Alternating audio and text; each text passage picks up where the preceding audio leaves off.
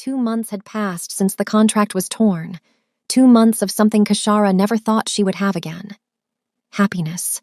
Real happiness. The kind that sneaks up on you when you're not looking. The kind that makes you forget you were ever broken. The kind that terrifies you because you know how quickly it can disappear. Every morning, Kashara woke up in the east wing of the Shin estate. Every morning, she had breakfast with her husband in the garden pavilion. Every morning, she reminded herself that this was real, that she wasn't dreaming, that she had actually found her way here.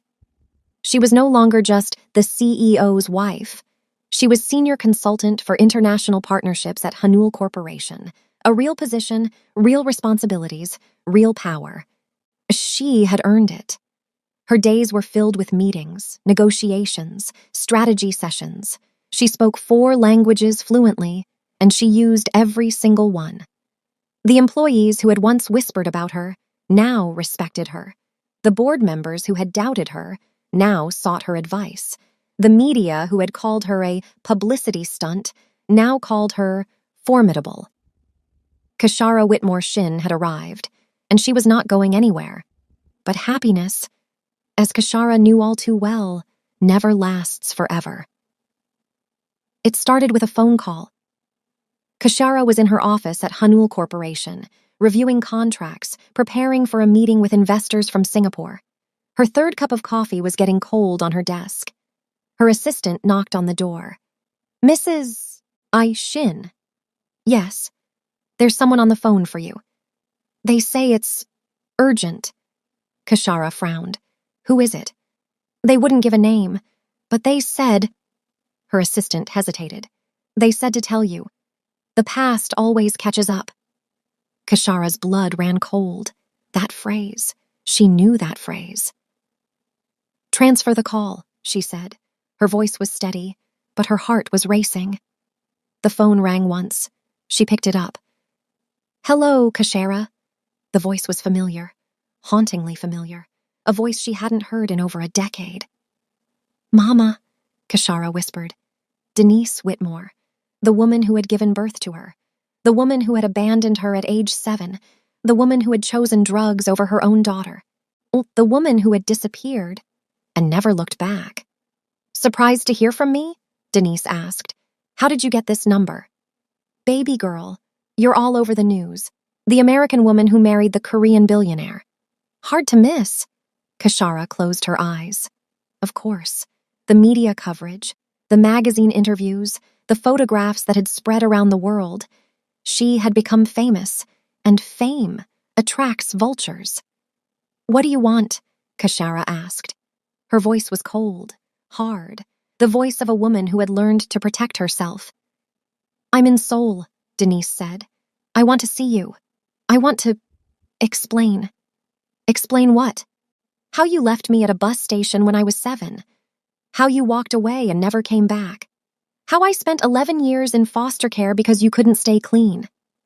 "I was sick, Kashara. I was an addict. Save it." Kashara's voice cracked.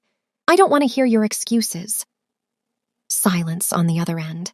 Then a shaky breath. "I'm dying, Kashara." The words hit like a physical blow. "What?" "Cancer. Stage 4. Pancreatic. The doctors say I have maybe 6 months, maybe less." Kashara gripped the phone so hard her knuckles turned white. "You're lying." "I'm not. I have the medical records. I can show you. I didn't come here for money. I didn't come here to cause problems. I needed to see you. One last time. Before I go." Kashara couldn't speak, couldn't think, couldn't process what she was hearing. "I'm staying at a hotel in Itaewon," Denise continued. "The Blue Moon Inn, room 304. If you want to see me, I'll be there. If you don't, I understand. But I had to try, baby girl. I had to try." The line went dead. Kashara sat frozen at her desk. Her mother, here, in Seoul, dying. 20 years of silence, 20 years of anger, 20 years of wondering why she wasn't enough. And now, this. She didn't know how long she sat there. Minutes, maybe hours. The light outside her window changed from bright to dim. Finally. Her phone buzzed. A message from Taijun. Working late? I'll wait for you at home. Home. He called it home. Their home. Kashara took a deep breath. She gathered her things. She left the office. And she went home to tell her husband everything. The Shin estate was quiet when she arrived. The staff had retired for the evening. Only the security lights illuminated the traditional Korean gardens. Kashara found Taijun in his study. He was surrounded by documents, his reading glasses perched on his nose. He looked up when she entered, and immediately knew something was wrong. What happened? He asked. My mother called, Kashara said. She's here, in Seoul. She says she's dying. Taejun's expression shifted. Concern, of protectiveness, calculation. Tell me everything, he said. And Kashara told him everything. About her childhood, about Denise's addiction, about the day she was abandoned at a bus station in Atlanta, about the foster homes, the loneliness, the years of feeling unwanted. She had never told anyone the full story, not even Brandon, during their 2 years together. But with Taejun, the words just came. Like a dam breaking, like a wound finally being cleaned. When she finished, she was crying. She hadn't realized she was crying, but her face was wet with tears.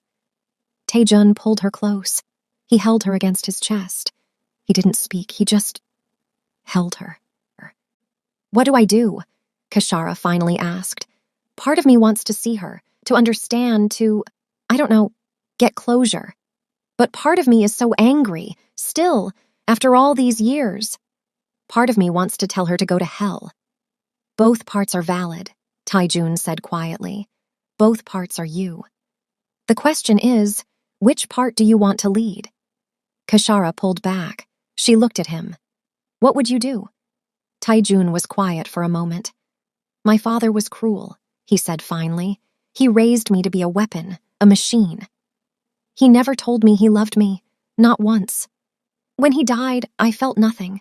No grief, no relief, just emptiness. I always wished I had confronted him, told him how much he hurt me. But I never got the chance. He died. And I was left with all these words I never said. He took Kashara's face in his hands. He looked into her eyes. You have a chance I never had, he said. A chance to say everything you need to say. That doesn't mean you have to forgive her. It just means you get to be heard. Kashara closed her eyes. She let his words sink in. Will you come with me? She asked. If you want me there, I'm there. I want you there. Then I'm there. The next morning, they went to the Blue Moon Inn. It was a modest hotel, clean but cheap, the kind of place tourists stayed when they couldn't afford anything better. Kashara stood outside room 304. Taijun was beside her.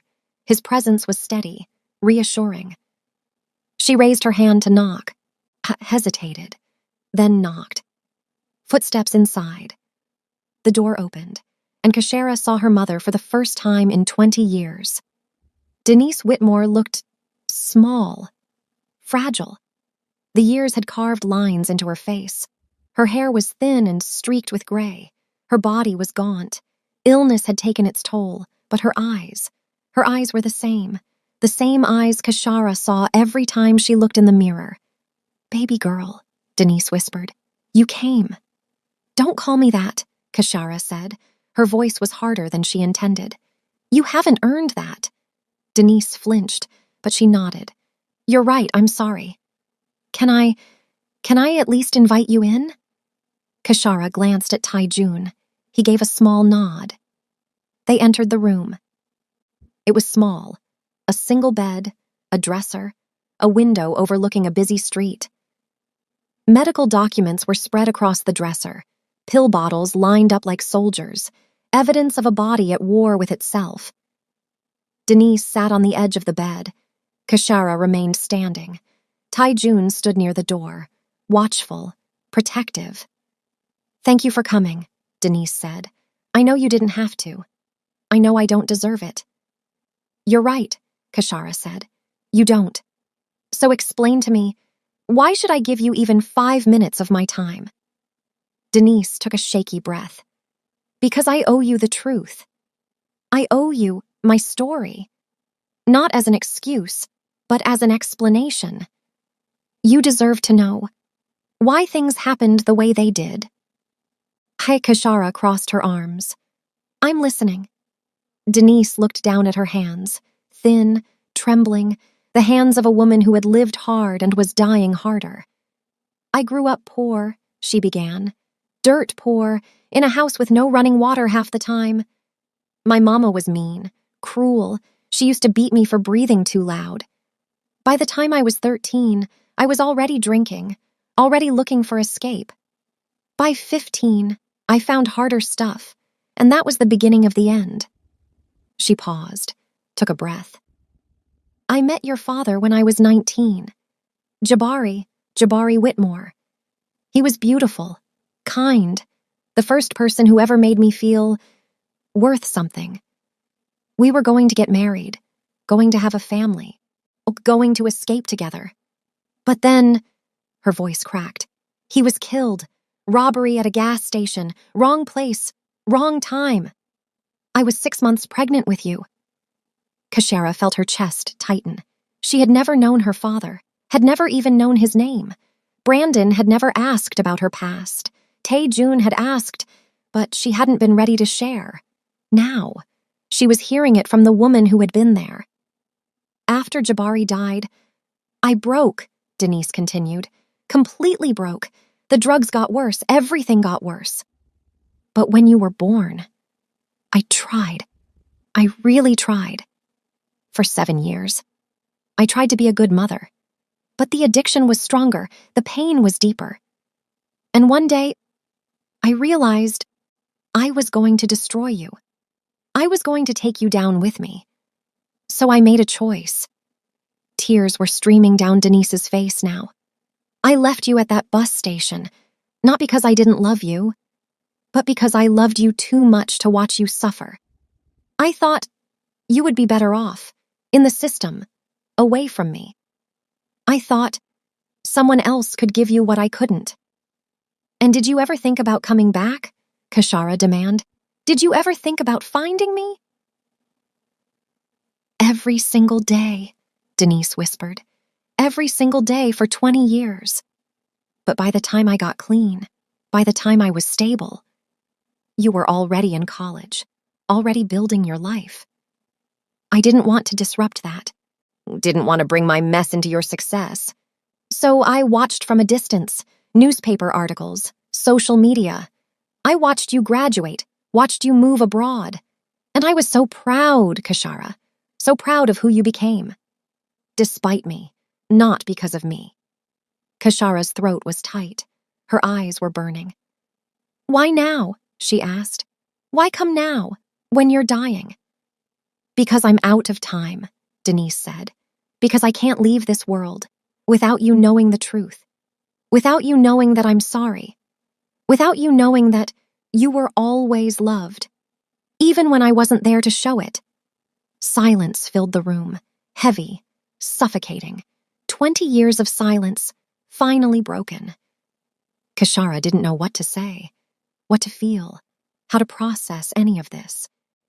She looked at Tae-Jun. His eyes met hers, steady, supportive, letting her know he was there, whatever she decided. She looked back at her mother, this broken woman, this stranger who shared her face. I don't forgive you, Kashara said. Her voice was quiet, but firm. I'm not there yet. I may never be. Denise nodded. I understand. But, Kashara took a breath, I'm not going to send you away. If you're really dying, you can stay in Seoul. We can talk, try to understand each other. I can't promise more than that. Denise's face crumpled. Thank you, she whispered. Thank you, Kashara. Kashara turned toward the door, then stopped. I'll have my assistant find you better accommodation, she said. Somewhere comfortable, with proper medical care. This hotel is not suitable. You don't have to. I know I don't have to. I want to. She walked out without looking back. Taijun followed. In the car, Kashara finally let herself breathe. Her hands were shaking. Her heart was pounding. Taijun took her hand. He didn't say anything. He just held on. I don't know if I did the right thing, Kashara said. There is no right thing, Taijun replied. There's just the thing you can live with. Can you live with this? Kashara thought about it. I think so. I think I need to know who she is before she's gone. I need answers, even if they hurt. Then you made the right choice. Kashara leaned against him.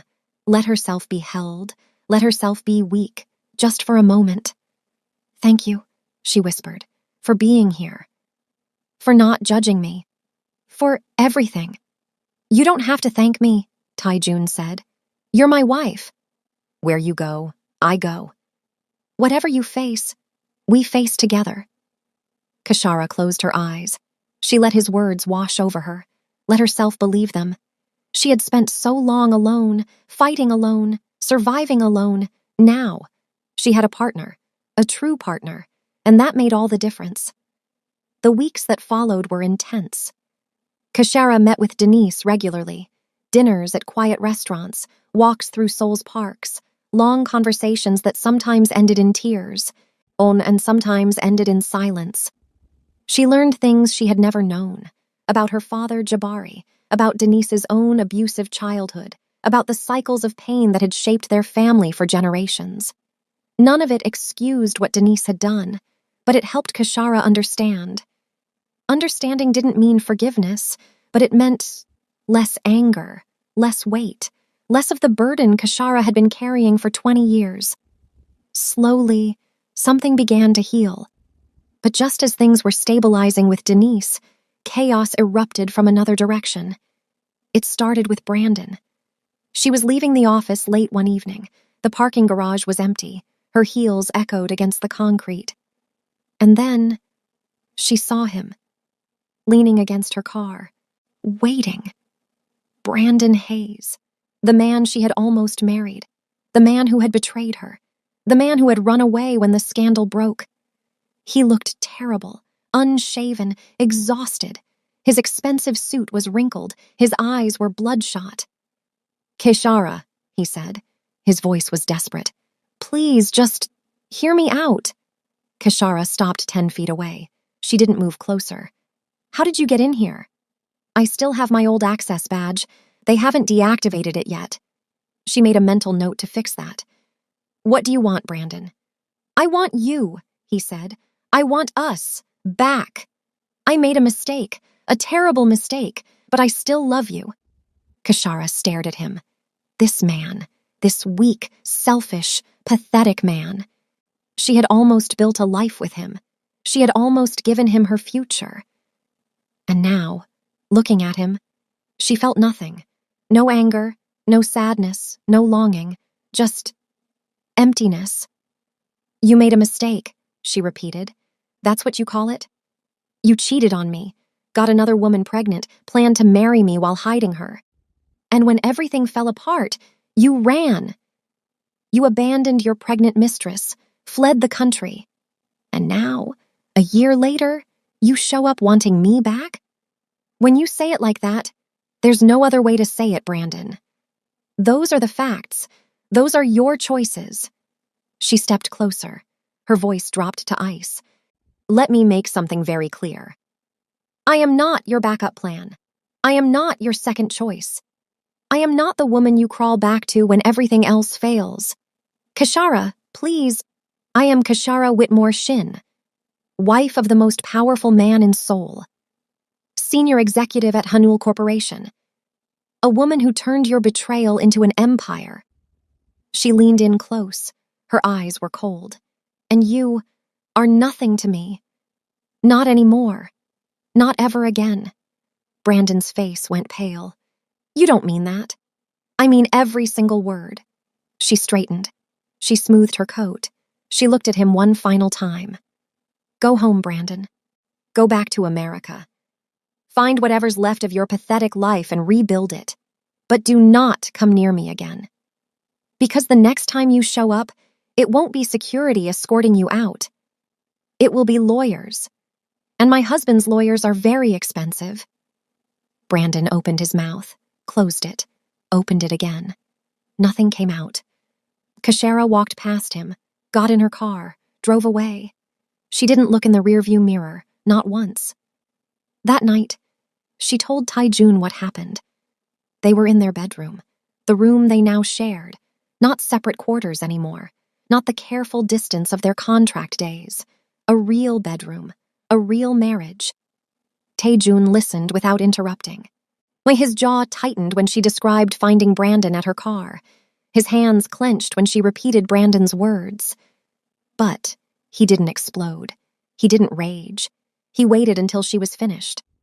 "Are you all right?" he asked. "I'm fine," Kashara said. "Actually, I'm better than fine." Seeing him, talking to him, it confirmed what I already knew. I made the right choice. Leaving him, marrying you, building this life. It was all exactly right. Taijun's expression softened. "I'm proud of you," he said. "The way you handled him, the strength you showed. You didn't need me to rescue you. You rescued yourself," Kashara smiled. "I learned from the best." She crossed to him. She wrapped her arms around his neck. She looked into his eyes. "I love you, Shin Taejun. I love you too, Kashara Whitmore Shin." They held each other. Two people who had started as strangers, who had become partners, who had become everything. 3 weeks after Brandon's pathetic attempt to win her back, Kashara received an unexpected message. It was from Yoon Seo-yeon, the woman who had been pregnant with Brandon's child, the woman Kashara had spoken to, all those months ago, the woman she had told to figure it out. The message was simple. "Mrs. Shin, I wanted you to know. I figured it out. Thank you." Attached was a photograph. Kashara opened it, and she smiled. Seo-yeon was standing in front of a small bakery. A bakery, with her name on the sign. Yoon's sweet beginning. In her arms was a baby, a beautiful baby girl. Chubby cheeks, bright eyes, dressed in pink. Seo-yeon looked different. Not the broken woman who had cried in Kashara's office. Not the abandoned mistress who had begged for guidance. She looked strong, confident, like a woman who had rebuilt herself from nothing. The message continued. "Her name is Yoon Ha-eun. She has her father's eyes, but she will have my strength. I used the money my grandmother left me, started small, worked hard. The bakery opened last month. We're already profitable. Brandon has never met her, never asked, never sent a single one. And honestly, that's fine. She doesn't need a father who runs. She has a mother who stays." Kashara read those words 3 times. She has a mother who stays. She thought about her own mother, Denise, who hadn't stayed, who had run, who had left a 7-year-old girl waiting at a bus station. And she thought about Seo-yeon, a woman who had every reason to fall apart, every excuse to be a victim, but who had chosen differently. Kashara typed back a response. "I'm proud of you. Ha-eun is lucky to have you. If you ever need anything, you know where to find me." She hesitated, then added one more line. "Mothers who stay change everything." She sent the message, and she felt something settle inside her. This was how it should end. Not with revenge, not with bitterness, but with 2 women.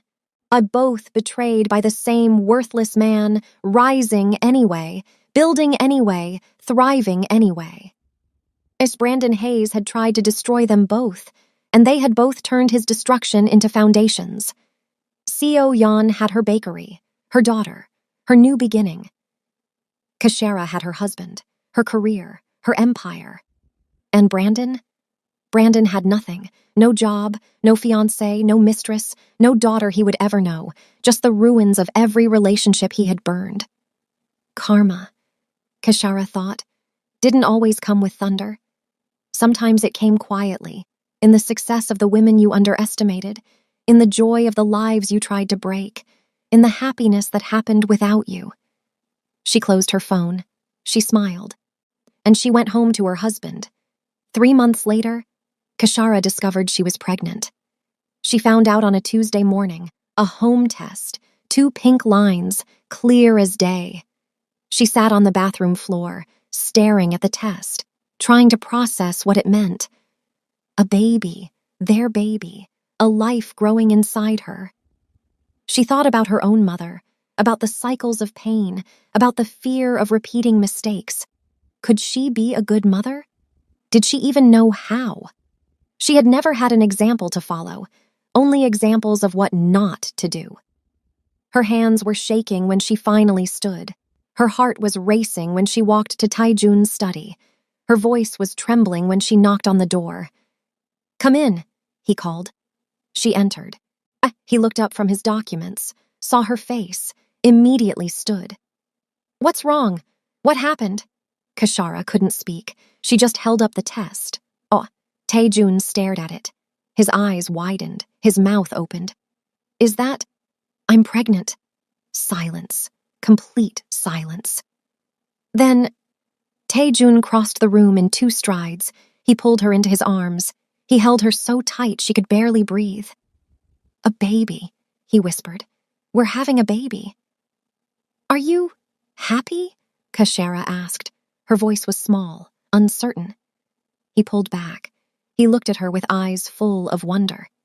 "Happy? I don't have words. You have given me everything, Kashara. A partner, a purpose, a reason to be better. And now, or a family. I didn't know I wanted this. I didn't know I could have this. But now that I do." He placed his hand on her stomach, gently, reverently. "Now I have everything." Tears streamed down Kashara's face. "I'm scared," she admitted. "I don't know how to be a mother. I never had one. Not really. What if I fail? What if I become like her?" "You won't," Taijun said firmly. "You know why? Because you're already asking the questions she never asked. You're already worried about being good enough. That worry, that care, that's what makes a good parent. Bad parents don't worry. Bad parents don't care. You care more than anyone I've ever known." Kashara let out a shaky breath. "You really believe that?" "I know that. And I'll be right beside you, every step. We'll figure this out together. Like we figure everything out. Together." That word again. The word that had changed everything. Kashara leaned into him. Let herself be held. Let herself believe that maybe, just maybe, she could do this. 8 months later, Shin Min-jun was born. A healthy baby boy. 7 pounds, 8 ounces, with his father's sharp features, his mother's warm brown skin, and eyes that held the promise of both worlds. Kashara held him in the hospital, exhausted, overwhelmed, completely, utterly in love. Taijun sat beside her, his hand on her shoulder, his eyes fixed on their son, wonder on his face. "He's perfect," he whispered. "He's ours," Kashara replied. "He's the best of both of us." The door opened softly. Denise stood in the doorway. She was thinner now, weaker, using a cane. The cancer was progressing. But she had held on, determined, stubborn, refusing to die before she met her grandchild. "Can I?" she asked hesitantly. Kashara looked at her mother. This woman who had caused so much pain. This woman who was trying so hard to make amends. This woman who had, perhaps, done her best with what she had.